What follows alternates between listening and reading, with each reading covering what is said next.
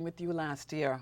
You have how many bands that play the music? You had like 4 of them. No. Actually, we had two music trucks. That is crazy. This band is large. You're bringing out Take Flight Man's Desire to Fly this year. I saw it. It's nice. Actually, it's real nice. The concept is Mike's brainchild, Big Mike of Legacy, and he has been our designer for the last winning years. And if it ain't broke, don't fix it. And this year we decided that we're gonna. He decided our theme was Take Flight. Basically, anything that birds, bees, butterflies, and we try to keep that image alive in the mass camp, along with the colors. The local designers have stepped up to the plate, and they have made the band and its colors even greater than we've ever had. I saw the stuff. It is nice.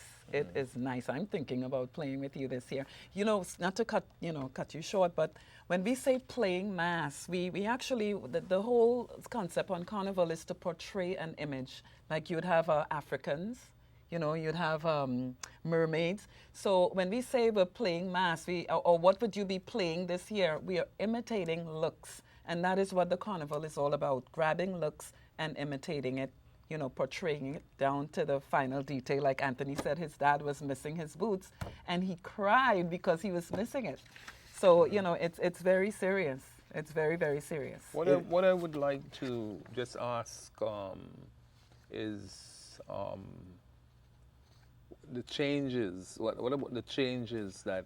Well, the change has come about because as of the last 5 years, the younger people are playing mass, and it's what the people want. A lot of people are saying mass has come down to bras, panty, and beads, but at the same time, we have to keep up with the time.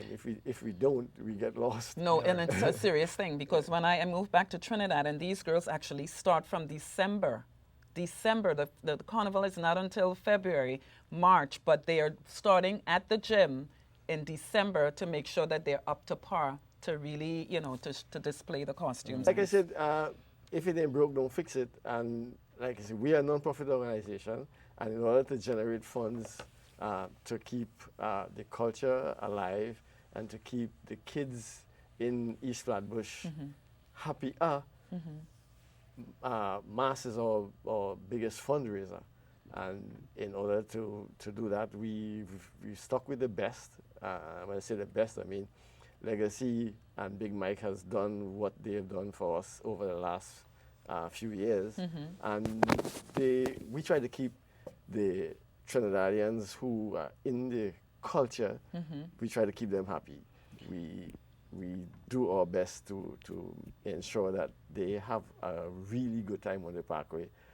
As any other person who has gone to Trinidad and experienced Carnival, and this is what has made our band even bigger, because a lot of the young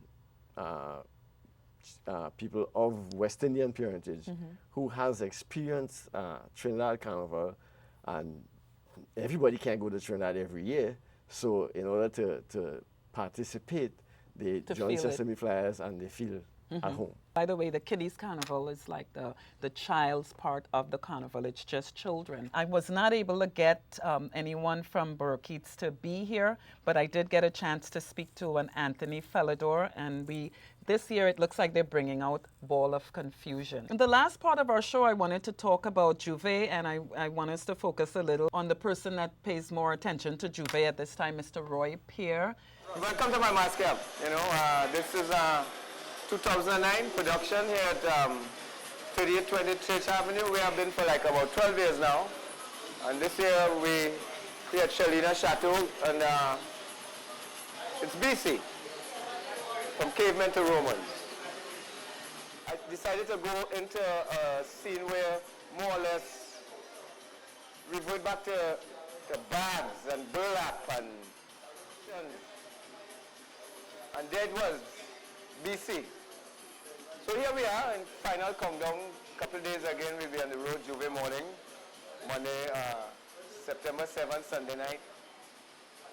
And of course, the production is more or less built around characters dealing with the earth people, warriors, shepherds. Years back in 71, 72, I mean, I was, not to do the math, but we're talking 30 years ago.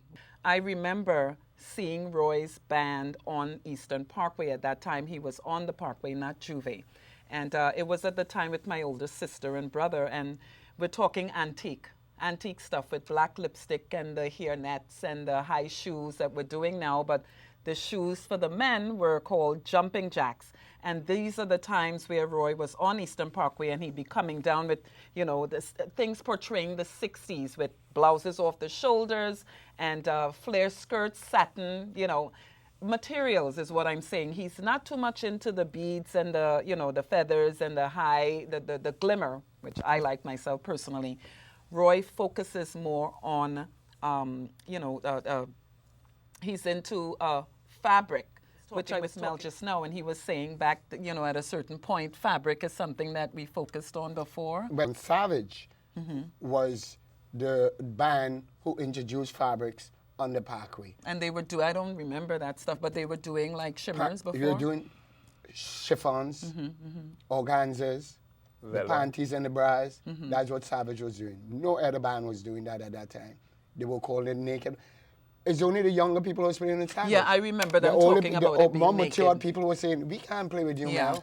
Those costumes are too risky. But today, I've lived long enough to see that it went across the board. From New York to Trinidad. They're doing it in Trinidad now. Yeah. Everyone's trying to, you know.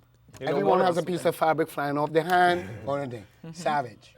One of the things that is quite striking in the photographs, you could see the period where the change. The change. It moved from it. Right. How inexpensive, like velvet, you know, so the costumes are very lavishly. It changed in that sense. And then the materials, they went up in price.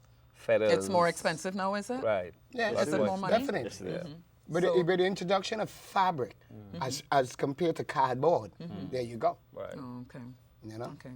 But going back to the Juvie, because that is a part of the carnival, but it happens before the actual event. And so now Roy, what he's done is he's come off of the Parkway and he focuses on that end of it. You know, I did a little research on Juvie. It's actually, it's a French term. Yes. That means, you know, I think what I understand is that the slaves years back, they put themselves in like oil to camouflage, you know, their identification so that they can just portray mass. And can I say this? You say you can interject. Like Juvie, that's the beginning of the day. It's That's the what wee the hours word of the means. morning.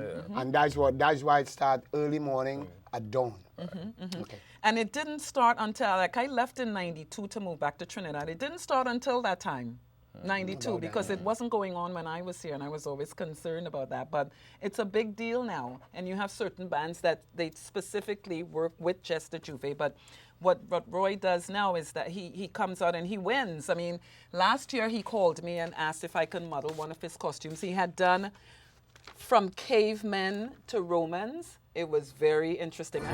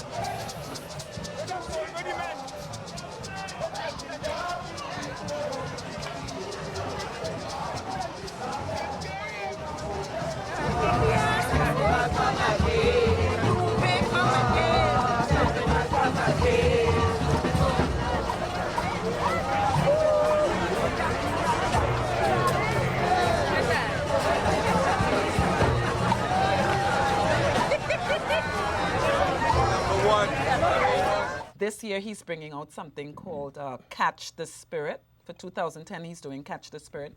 You can check that out as well.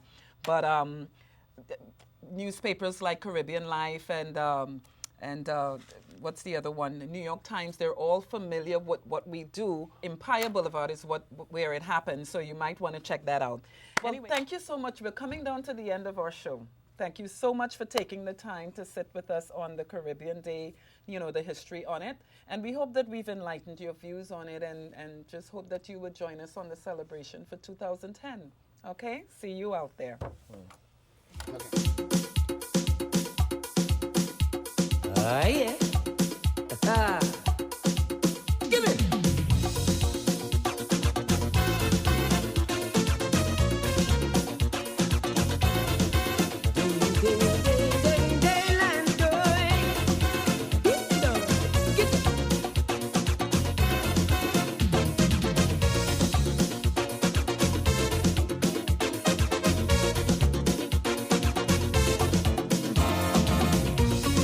Girl from Toronto, get to play mass in Tobago, but all the time I didn't know. She never hear a calypso, so a steel band was passing, soca music was blasting. When she hear it, she turned